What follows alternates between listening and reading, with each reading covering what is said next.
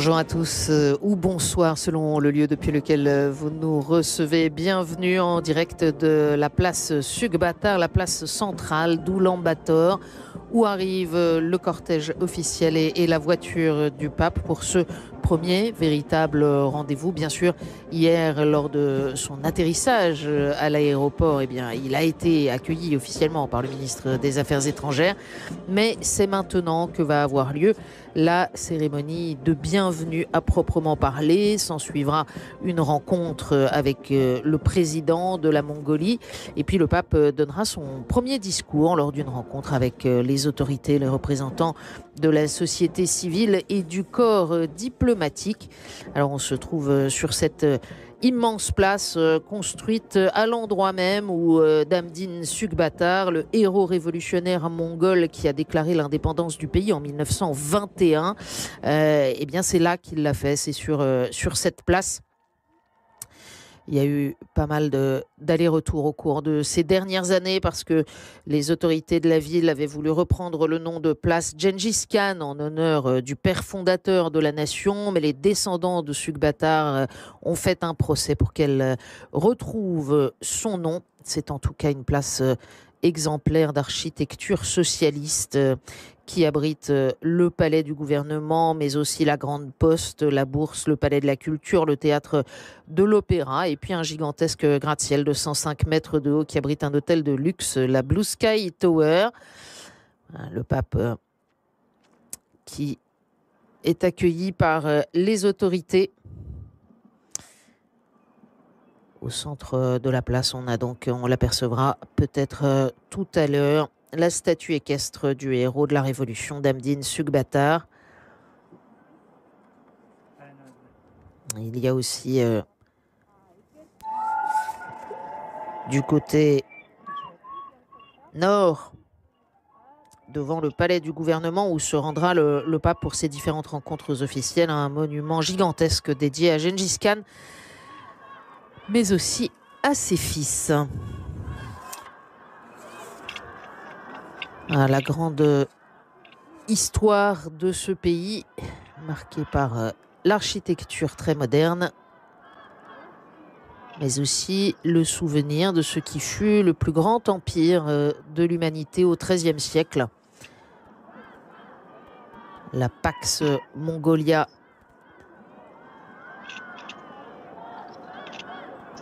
L'empire de Gengis Khan, avant que petit à petit cet empire soit démantelé, que la Mongolie passe d'abord 300 ans sous domination chinoise, puis 70 ans sous domination soviétique et regagne finalement son indépendance en 1992. Cérémonies de bienvenue qui ne sont pas, on le sait, celles que le pape préfère, notamment en raison de leur caractère très protocolaire et officiel. Mais voilà qu'un détachement de la garde d'honneur de l'armée mongole rend les honneurs.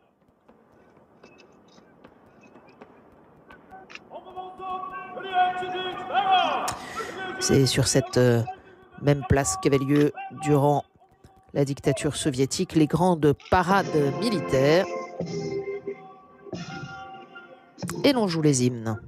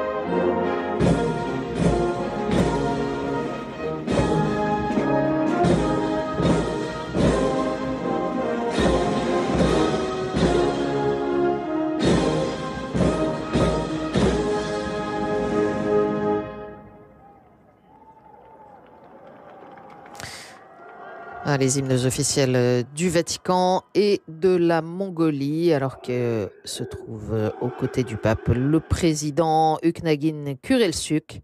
Il a 55 ans à peine, il est président depuis 2021. Il a remporté la présidentielle du mois de juin 2021 avec près de 70% des suffrages.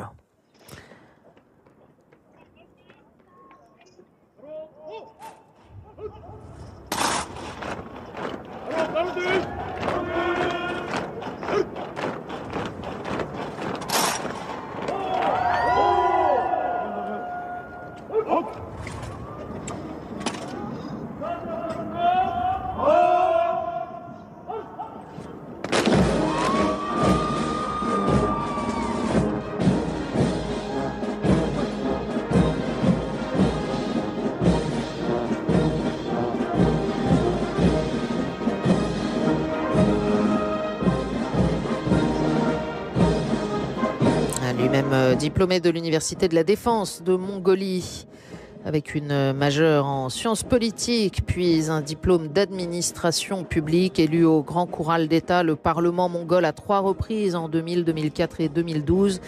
Le président Kurelsuk est un familier de ses parades sur la place centrale d'Oulan-Bator. Il a remporté la confiance du peuple mongol, en particulier pour son engagement dans la lutte contre la pollution de l'air dans la capitale, mais aussi dans sa gestion de la crise liée au Covid. Il va, après cette cérémonie de bienvenue, s'entretenir en privé avec le pape François, puis ce sera le discours aux autorités, et ça, seulement après, le pape rencontrera rapidement le Premier ministre et le président du Grand Khoural, le Parlement mongol. Sur la place, peut-être au milieu de la musique, je ne sais pas, se trouve l'équipe des envoyés spéciaux de KTO, Alix Bonneton et Étienne Loraillère. Étienne, est-ce que vous nous entendez? Est-ce qu'il vous est possible de nous parler? Oui, bonjour Philippine, bonjour. Bonjour Étienne. Effectivement, sur cette place où la garde d'honneur est en train de défiler, comme vous le voyez, devant le pape François et le président de la République de Mongolie. Alors, on reconnaît bien les vastes espaces liés aux parades militaires de l'architecture soviétique, mais vous avez eu l'occasion de vous promener ailleurs que sur cette place depuis votre arrivée avec l'avion du pape hier. Quelle est l'atmosphère générale en ville? Eh bien, écoutez, effectivement, vous le savez, ici, il y a qu'un tout petit nombre de catholiques, à peine 1500 fidèles. Alors, il y avait un petit groupe de fidèles qui étaient à l'aéroport, très enthousiastes pour dire leur joie au pape et l'accueillir hier. Parmi les quelques personnes présentes aussi sur la place, il y a des catholiques, dont une jeune, qui nous disait évidemment que cette visite du pape, c'était le grand événement de sa vie. Mais sans surprise, j'allais dire, il n'y a pas eu de grande foule pour le saluer lorsque le pape a rejoint la capitale hier, Oulan-Bator, depuis l'aéroport, d'autant plus qu'il y a quelques dizaines de kilomètres qui traversent les steppes assez immenses et vides. À propos des steppes, Étienne, on voit sur les images passer un petit détachement de cavaliers mongols sur les takis, ces petits chevaux qui, rappelons-le, au XIIIe siècle, ont conquis une bonne partie du monde. Et avec leur cuirasse traditionnelle, c'est assez impressionnant. Qu'est-ce que vous pouvez nous dire, Étienne, alors qu'on va arriver maintenant au moment de la présentation mutuelle des délégations, qui est un exercice imposé dans ce genre de cérémonie officielle. Donc ce sont d'abord toutes les autorités de Mongolie qui vont saluer le pape. Étienne, qu'est-ce que vous pouvez nous dire de l'attention du pape particulière à ce peuple? Écoutez, le pape François a donné, en tout cas, une première approche hier dans l'avion aux journalistes qui étaient présents à son bord. On a eu l'occasion de l'évoquer lorsqu'il arrivait au Oulan-Bator. Il a dit: la Mongolie se comprend avec les sens, et qu'il fallait chercher à comprendre ce silence de ces immensités, de ces steppes, non pas avec les facultés intellectuelles, mais avec les sens. Et de fait, il y a quelque chose d'assez fascinant dans ce pays. Oulan-Bator, vous en apercevez le cœur historique de la ville, entre architecture soviétique et modernité. En gros, près de la moitié de la population mongole vit ici, mais dès qu'on s'écarte un peu de la ville, eh bien, on découvre, j'allais dire, l'autre visage de la Mongolie fait d'un peuple nomade qui concerne encore près de 40% de la population, ce style de vie autour des guerres, ces yourtes mongoles au rythme de la nature, des troupeaux. Il fait actuellement autour de 12 degrés ici. C'est un climat continental subarctique, mais imaginez l'hiver à moins 30 ou moins 40 degrés. Et il y a un vrai intérêt à la préservation de l'environnement, un attachement culturel et spirituel à la nature, à l'éternel ciel bleu vers lequel le regard les yeux des Mongols se tournent. Un attachement, je vous le disais, à la nature. Vous avez parlé des chevaux, mais on vit aussi au rythme des troupeaux ici, dans ces steppes immenses. Étienne, on a beaucoup parlé aussi, les médias, avant l'arrivée du pape, du fait que le pays se caractérise, et ça n'est pas si fréquent dans la région, par la liberté religieuse. Peut-être faut-il préciser, d'après les rencontres que vous avez pu avoir sur place, que cette liberté est tout de même extrêmement encadrée. C'est un euphémisme. Oui, il est interdit de transmettre la foi en dehors des lieux de culte.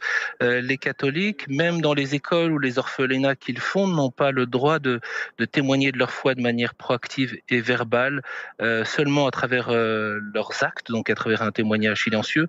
Il est interdit de porter l'habit religieux dans la rue, en tout cas pour ceux qui ne sont pas du Mans, déclarés en tant que ministre du culte, et les visas des missionnaires étrangers doivent être renouvelés tous les ans. Alors oui, il y a une liberté sans comparaison avec la Chine voisine, par exemple. Ici, l'Église catholique est reconnue pour ses actions sociales dans le domaine de l'éducation auprès des plus pauvres, dans le domaine de la santé. Mais du coup, un catholique nous disait hier que les missionnaires étaient parfois plus connus de la part des Mongols pour annoncer la bonne nouvelle du développement social plutôt que la bonne nouvelle du salut. Alors c'est un sacré défi pour cette petite communauté catholique que de se faire accepter, de faire accepter son témoignage, d'avoir aussi la liberté complète de le faire. Cela fait partie de l'enjeu de la négociation en cours entre le Saint-Siège et la Mongolie afin d'établir un accord bilatéral pour donner un cadre à ces actions de l'Église sans pouvoir être soupçonné d'agir de manière cachée, parce qu'il y reste quelque chose de la méfiance qu'on a vécue ici pendant la période communiste. Merci beaucoup, Étienne. On vous laisse rejoindre ces rencontres officielles. Après les autorités mongoles qui ont salué le pape, c'est au tour de la suite papale de saluer le président mongol. Et comme le veut la tradition, le cardinal Maringo, qui accueille le pape ici sur son territoire apostolique, eh bien, le cardinal Maringo a été incorporé à la suite papale, alors que vous voyez saluer en dernier Monseigneur Gallagher, le secrétaire pour les relations avec les États, autrement dit le ministre des Affaires étrangères du Vatican. Et Étienne nous rappelait à l'instant les représailles subies par l'ensemble des religions, d'ailleurs, de la part de la dictature socialiste soviétique. C'est vrai pour toutes les religions présentes en Mongolie, comme dans les autres pays à l'époque. Évidemment, en Mongolie, le bouddhisme mongol particulier, qui est un courant de lamaïsme proche du bouddhisme tibétain, et puis le chamanisme, qui est la religion traditionnelle, eh bien, sont les deux religions principales. Le bouddhisme est arrivé en Mongolie au XVIe siècle, et aujourd'hui, 94%, 95% de la population est bouddhiste à peu près. Et les monastères se sont déployés au long de ces siècles. Il faut se représenter qu'au début du siècle dernier, la Mongolie comptait plus de 700 monastères et qu'une bonne partie de la population masculine était composée de moines. Et bien précisément, après l'instauration de la dictature socialiste soviétique, et bien quelques 17 000 moines ont été massacrés dans les années 30-40 et plus de 700 monastères ont été détruits. Voilà. Il y a aussi une présence musulmane ancienne, on aura l'occasion d'y revenir. Les Kazakhs, constituant 6% des habitants de la Mongolie, pratiquent l'islam de façon traditionnelle. Alors le pape et le président vont maintenant faire le tour très très rapidement pour gagner l'intérieur de ce palais du gouvernement, où vous voyez la spectaculaire statue de Gengis Khan, le père de la nation, et puis celle de ses fils. Les deux hommes vont donc rapidement visiter le palais, puis ce sera l'entretien privé entre le pape et le président mongol. Et on retrouvera les deux hommes pour la rencontre avec les autorités, la société civile et le corps diplomatique. Ce sera dans la grande salle Ik-Mongol. Et ce sera vraisemblablement dans 45 minutes, pour autant qu'on puisse donner un horaire exact, en tout cas lorsque l'entretien privé sera terminé.